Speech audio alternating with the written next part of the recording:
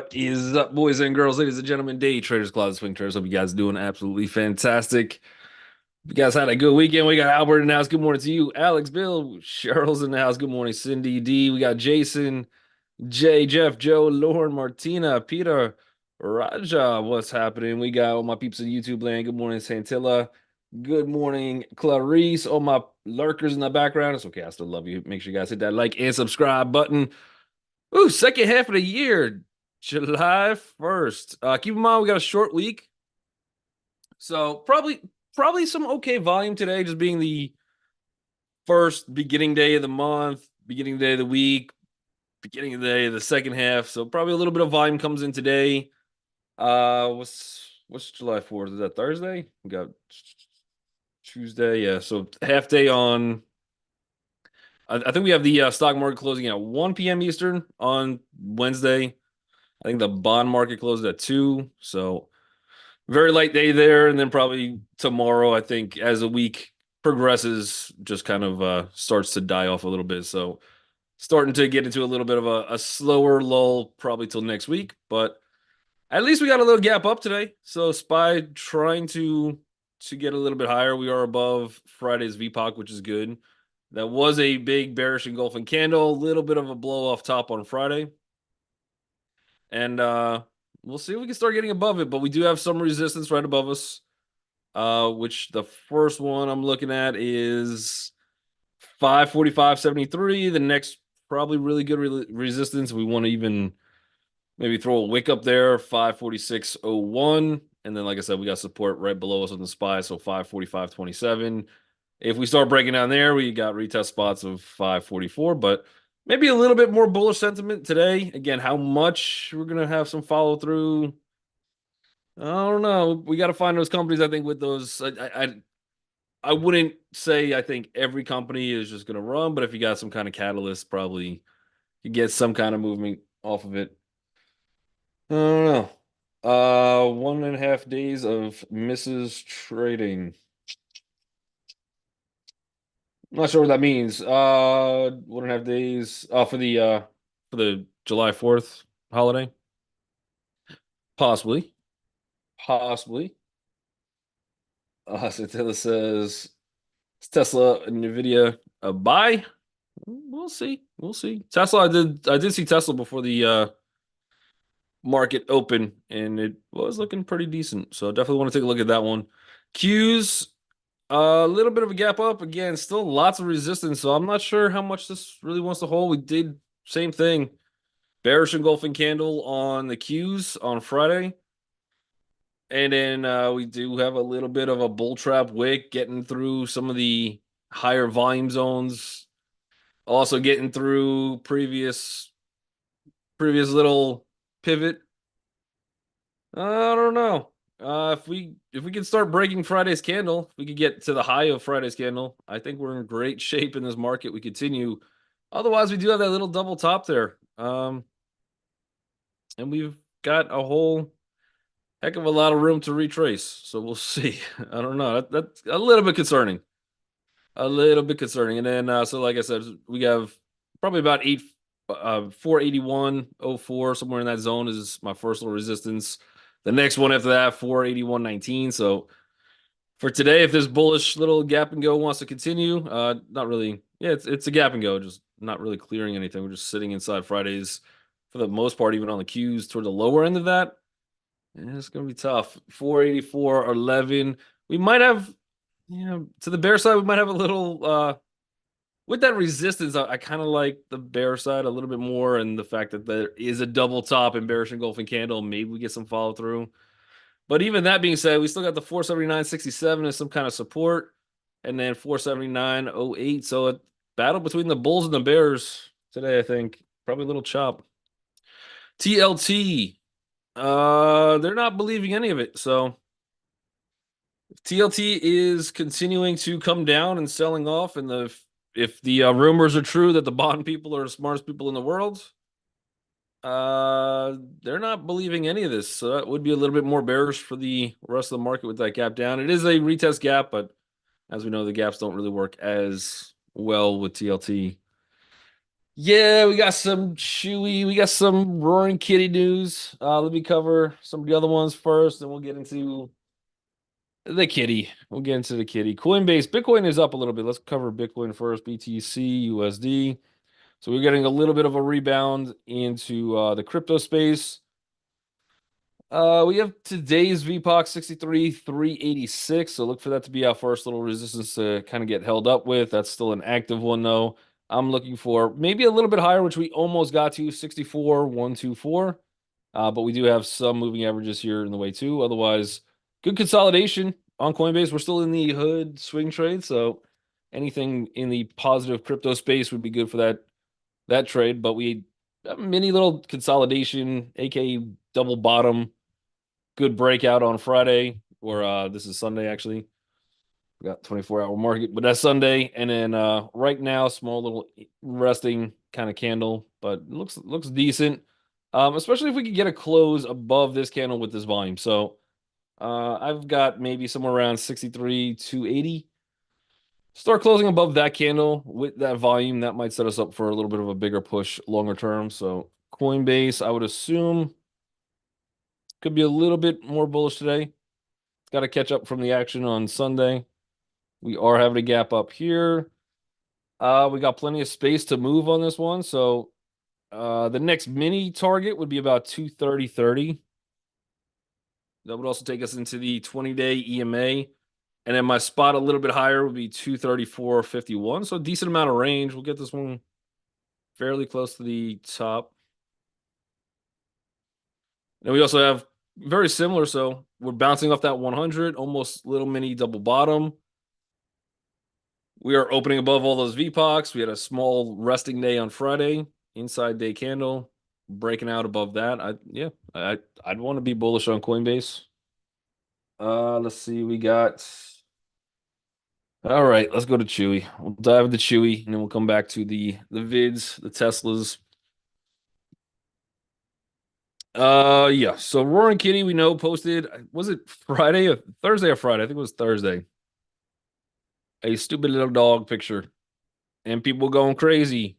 Uh, some of you, I forgot who it was, were like, I think my trading view's broken. There's a fake wick. No, that was real. Somehow. Somehow that was real. But he has a big position. I forget what it is. It's like $200 million. I think it's slightly over that, but he picked up a large share in Chewy. You are getting this gap up. You are above some key resistance. So watch for $30. If that one starts to break, we get closed under 30. Maybe we have a failed gap and go. Otherwise, for right now, this is a gap and go. We got a little story around it. On the same note, GameStop is coming down. He's got 6.6 stake.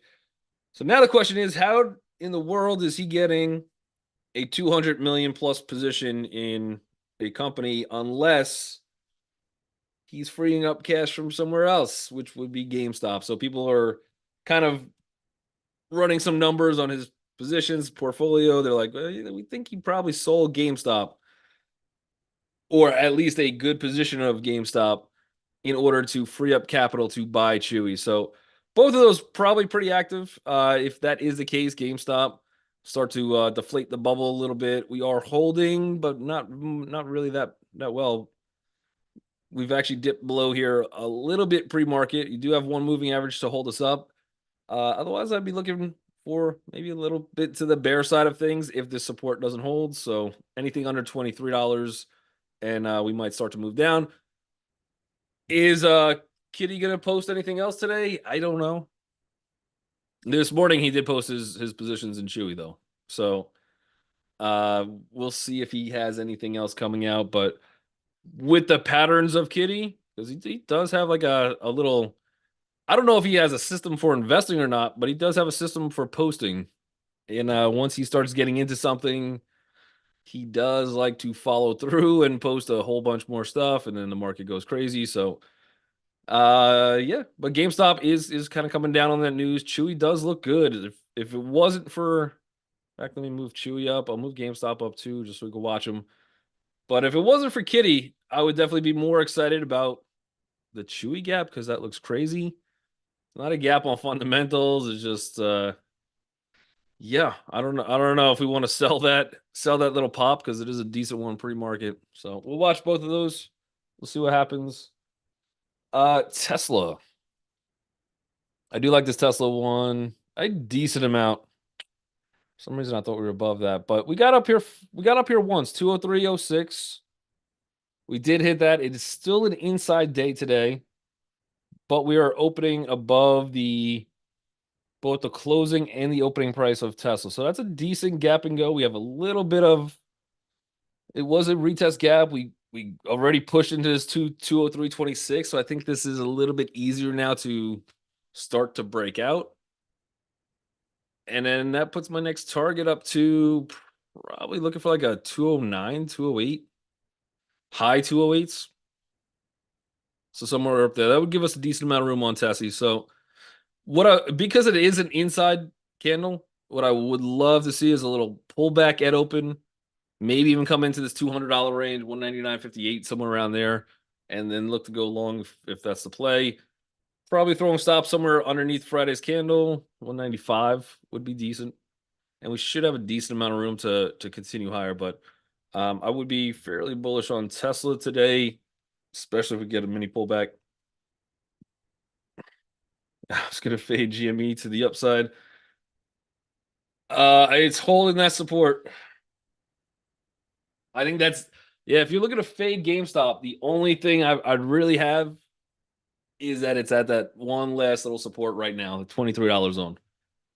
Other than that, if Kitty's selling and then the apes are like, well, if he's out, I'm out. And especially if that story kind of picks up wind, I don't know. That's gonna be a tough fade, I think. Vice versa though, if Chewy's a failed gap and go and just starts plummeting, maybe GameStop then picks up the win. But I don't know. That's a tough one. Not SPY, SPR. SPR. Yeah, they're being bought out by Boeing. I think the target price, because it is a stock deal, I think the target price on this one is 37.50 for the buyout.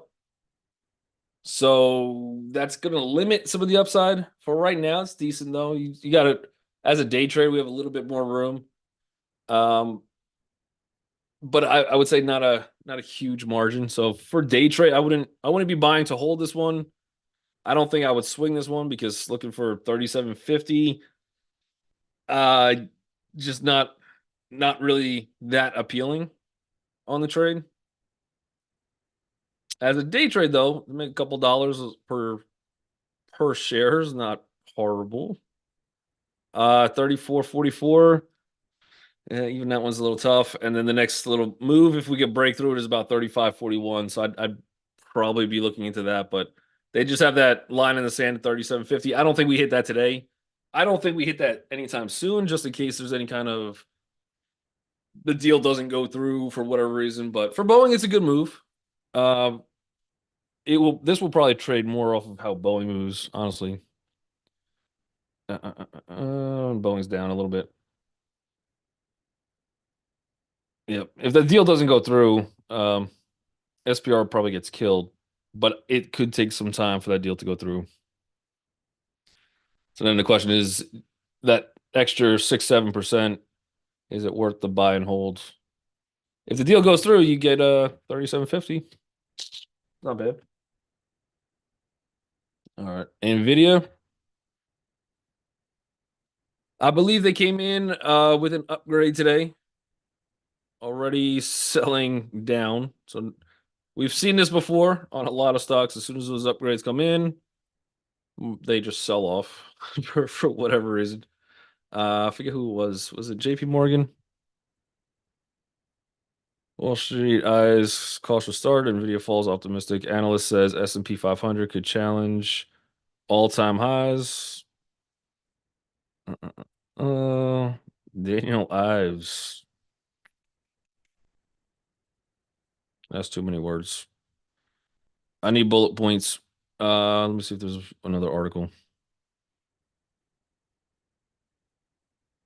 Oh, Morgan Stanley. Yep. So Morgan Stanley has him as overweight. Yep. So Morgan Stanley raised the price target to 144 from 116. And the market says that's good for me. I'll take my gains.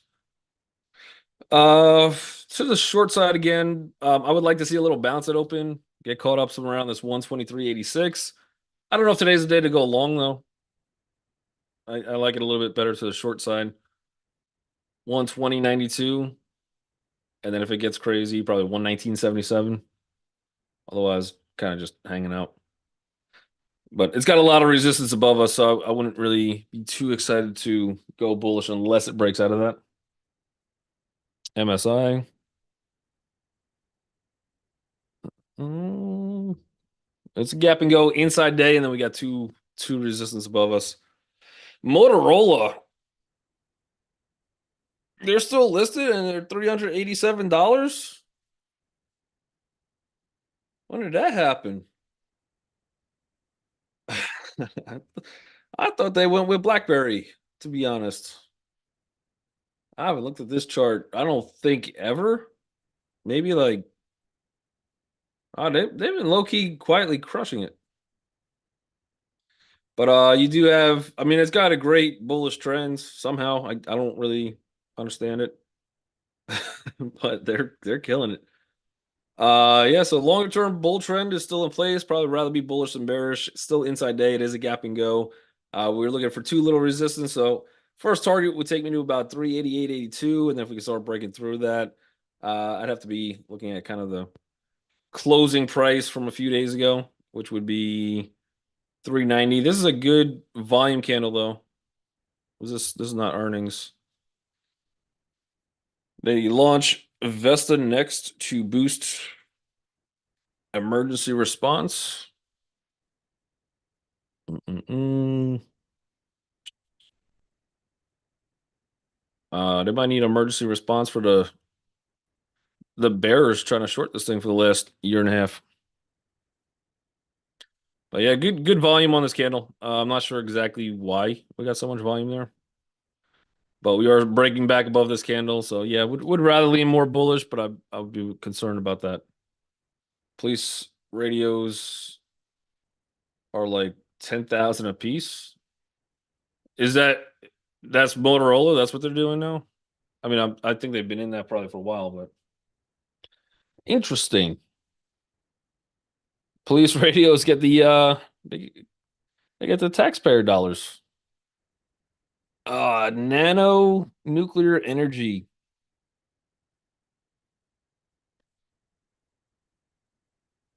Let's see, is there any news on this? I mean, it's up like 4,000% in a year. Mm, yeah, I don't know about this company long term. I don't really know their financials. You did have a bullish engulfing candle on Friday. I have my next little target up here to 32.48. It's a retest candle, so I probably wouldn't go bullish right out of the gate, but 24.12.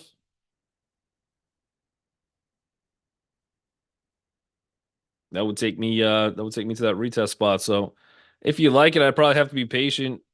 Just back June 14th, we were sitting at $6.82. So again, maybe we get one of those squeezes on this one. I'm not sure how much the short float is, but that is a good gap. I'd still wait for that pullback if I was going to play this one. Walkie-talkie radios price is crazy. Yeah, Motorola, even back in the day, they had the thing that was like beep, and then you like just walkie-talkie people on your phones. It's kind of cool. Pretty annoying. I think it was the annoying part outweighed the cool part. But that was big for a while. WFC, good gap up. I think we also had JP Morgan, and I think Morgan Stanley also raised their divvies today. So everything in the financial, I think, space kind of getting a little bit of a boost, but Wells Fargo, same thing. It is a retest gap. I'd see if we could come back, at least retest this 59.43 on a swing basis. It's really not that bad. You got a pretty good double bottom off that 100. You did break through the 20 and the 50 as well. So I think there is some bullish momentum in this one, but I would like to see at least a pullback into 59.43. And then if we get one into like 50, 59.19, but so far pretty good. This maybe a high wave candle. Maybe we get that high wave candle. I don't know how much range we're gonna get on it, but decent. Motorola bag phones, weren't they? I don't know what a bag phone is. Like a shopping bag, and you just talk into it. I don't know if I want to break the news, Cindy, but if I see you talking into a plastic bag, I might have to think a certain way. I'm not sure. I don't know. The the brick one they had. Yeah, their phone was they had the phone that was a brick, but they also had the flip phone too. I think they had the Razor. I think they had the Razor at one point. They're so big you need to carry a bag with it. It's like the Zach Morris phone, like one of those. We got Nike. So Nike's gapping up a little bit, holding that Friday disaster, but I think there's probably still a little bit more weakness. I don't know if I don't think this is a bad price if you're trying to get a Nike for a long term. You got the divvies, they are still Nike. You got the Olympics coming up. It is probably a buying opportunity. So if you're piecing into this one, a couple shares here, a couple shares there. I do think it comes down lower. This is a crazy gap. This is actually the biggest one day move they've ever had in the history of Nike. So if you want to jump on that opportunity, say you got some history on your side. But I do think after a gap like this one, there's a lot of people kind of trapped in Nike right now. I would still kind of I wouldn't go bullish yet unless you're just buying shares. Shares where you have the cash behind it, you're not on margin, and you're just okay sitting there for a while because I do think eventually Nike probably comes back. But that is one horrific looking gap, and I even with this gap and go today, it's still in the we didn't even make it 50% of yesterday's or Friday's candle yet. So yeah, I'd be chilling on that one for me. Uh he would not sell GameStop because of taxes, would he? You're asking me about Kitty's. Have you heard Kitty talk? He's crazy. So I don't, I don't know what he's thinking. I don't think he's that afraid of taxes. If you think about it just from Thursday. So Thursday he was the first time he posted the dog picture. I am not sure when he actually bought those shares. But even from this weekend gap up, he's made like $50 million. So the question to you, Unfolding Dawn, is if I was like, hey, all you have to do is go to your social media and post a dog and you can make $50 million. Yes, you're gonna have to pay some taxes. Um, would you do it? I probably would.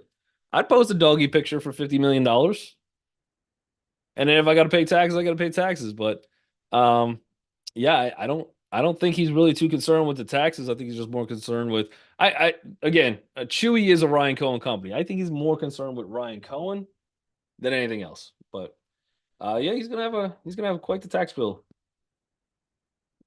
I would take that. Of course, as I post a lot worse for 50 million. Yeah, yeah. I mean, it's 50 million. How much taxes do you want? I'll write you a check. But yeah, people get so concerned about taxes, but at the same time, making a crazy amount of money, and you get that like you're in a position that he is to essentially print money. Yeah, I just I'd play around with my stocks too. We got Palantir. Nice little move. So we do have this gap up, kind of with the rest of the market though. We are above 25.30. I would look for that to be support. We're starting to get into an area where we had a little resistance, so we have to see how Palantir holds this 25.69 and then this 25.80. Probably not a bad spot to sell some covered calls on Palantir. I would go a little bit higher, maybe give myself some more time, but probably not a horrific spot. But we do have to see if we can start getting close above 25.83. I think we're good for that next push, probably into this $27 range. So if I'm selling covered calls anywhere, probably $28 and higher is the pricing I'd be looking for. But you got a little bit of a good push up higher, only really one resting day. You do have this resistance coming in. Again, maybe the market does something crazy. The bonds don't think we're going to, but I would think that this 25.83 at least would be a really, really strong resistance on this one. And if we can start closing above it, great. But probably a pullback at open, 25.28. That would be your buy spot if you're looking to come into this one. Lucia says, I would post a pic of me as a dog for 50 million. All right, so if you guys, I'm just starting a GoFundMe page for Lucian. We got to try to raise $50 million just to see Lucian post a picture of him dressed as a dog. I'm in. I'm in. I think we can raise those funds. Pretty sure. We got NEE accepts the challenge. There we go. NEE still looks a little bit to the weaker side. It is again gapping up with the rest of the market. Energy has just been absolutely brutal. Even if we do get bought up, I'm looking for like 71.95 as resistance. Otherwise, I think this has a little bit more of a path to the downside. If you're going to make a bullish case,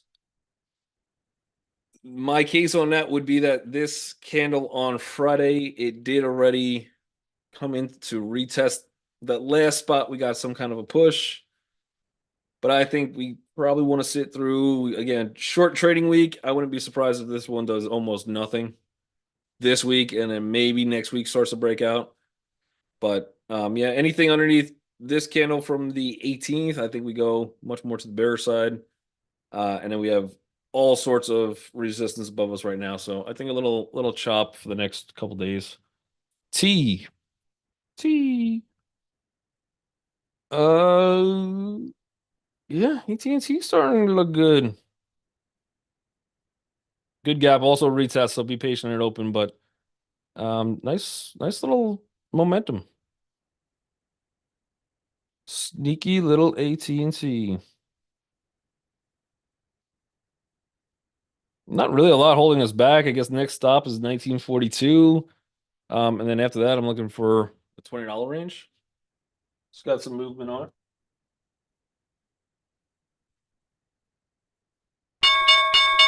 Wow, that's the bell already. All right. Oh, my people out YouTube land, make sure you guys hit that like and subscribe button.